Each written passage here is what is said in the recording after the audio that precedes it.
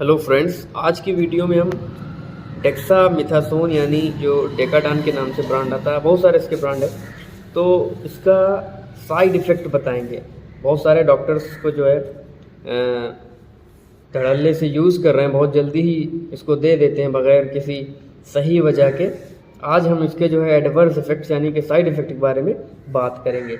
सबसे पहला जो साइड इफ़ेक्ट है, इसको अगर आप कई दिनों से इस्तेमाल करवा रहे हैं, पहली बात इसको यूज़ क्यों कर रहे हैं। आजकल जो है बगैर किसी जो है वजह के क्या करते हैं, इसको सिप्लेक्टिन के साथ मिला करके लोग भूख बढ़ाने के लिए और जिस्म को मोटा करने के लिए खा रहे हैं, लेकिन इसका इतना ज़्यादा साइड इफ़ेक्ट है वो मैं क्या अभी आगे बताऊंगा। इसमें क्या होता है, ज़्यादा लंबे टाइम तक खाने से कशिंग सिंड्रोम डेवलप हो जाता है। कशिंग सिंड्रोम क्या होता है कि जो चेहरा होता है वो थोड़ा सा सुर्ख लाल हो जाता है और गाल जो होते हैं वो मोटे फूल जाते हैं और पीछे जो है गर्दन की तरफ जो है कुबड़ ऐसा निकल आता है। ये इसकी खुसूसियत होती है। उसके बाद और क्या दिक्कत आ सकती है, ग्लूकोज लेवल इससे बढ़ता है। ग्लूकोज लेवल इससे बढ़ता है तो डायबिटीज़ वालों के लिए ये ख़तरनाक है। मायोपैथी यानी कि मसल में वीकनेस आती है। इसको लंबे टाइम से यूज़ कर रहे हैं तो मसल वीकनेस आती है।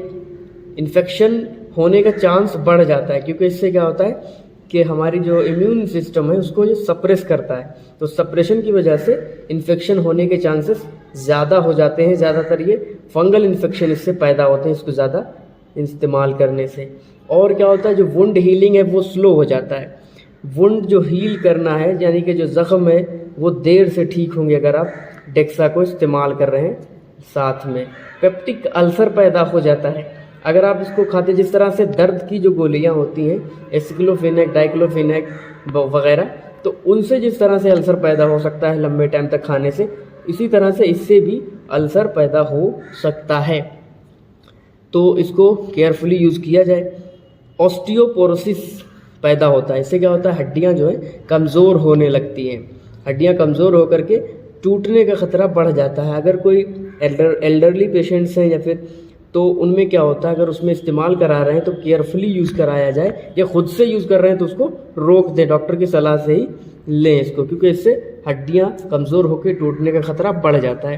कैटरेक्ट डेवलप होता है। जो आई के ड्रॉप्स होते हैं आपने देखा होगा, जैसे डी आगे लिखा होता है, सिप्लॉक्स डी है, फेस्टिव डी है या मॉक्सी डी आता है, तो ये डेक्सामेथासोन वाले जितने भी ड्रॉप्स हैं, आई ड्रॉप्स, इनको अगर आप लंबे टाइम से इस्तेमाल कर रहे हैं कई सालों से, तो उसमें क्या होता है कि आपकी आँख में कैटरेक्ट होने का ख़तरा होता है।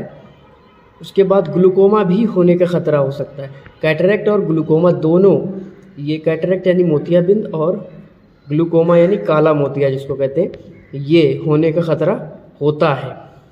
और दूसरा का अगला जो है वो है ग्रोथ रिटार्डेशन। अगर बच्चों में आप इस्तेमाल करा रहे हैं, क्योंकि ये पिट्यूटरी को सप्रेस कर देता है, तो ग्रोथ हार्मोन कम निकलेगा और भी हार्मोन्स कम निकलते हैं, जिससे क्या होता है बच्चे की ग्रोथ कम हो जाती है। इसलिए बच्चों में इसको इस्तेमाल नहीं कराया जाना चाहिए। और अगर कोई प्रेग्नेंट लेडी ले रही है तो उसका जो बच्चा है पेट में, इन्फेंट है जो, वो पेट का जो बच्चा है उसमें क्या होगा, फीटस जो, उसका भी रिटार्डेशन होगा, उसका ग्रोथ सही से नहीं होगा और कई एनामलीज हो सकती हैं। साइकियाट्रिक डिस्टर्बेंसेस पैदा होते हैं। साइकियाट्रिक जो मेंटली डिस्टर्ब होते हैं पेशेंट में, तो बिल्कुल इस्तेमाल ही नहीं करा सकते हैं। इससे डेवलपमेंट जो मेंटल डिस्टर्बेंस भी पैदा होता है। और दूसरा क्या होता है, अगर आप इसको लंबे टाइम से इस्तेमाल कर रहे होते हैं तो क्या होता है कि जब अचानक से छोड़ते हैं, क्योंकि इसको रोकने का एक तरीका होता है, धीरे धीरे टेपरिंग डोज में इसको रोका जाता है। अगर अचानक से इसको निकाल देंगे, रोक देंगे, तो विथड्रॉल सिम्टम पैदा होंगे, जैसे मैलेज है, फीवर है, नौशिया है, इस तरह की चीज़ें होती हैं। अब मैं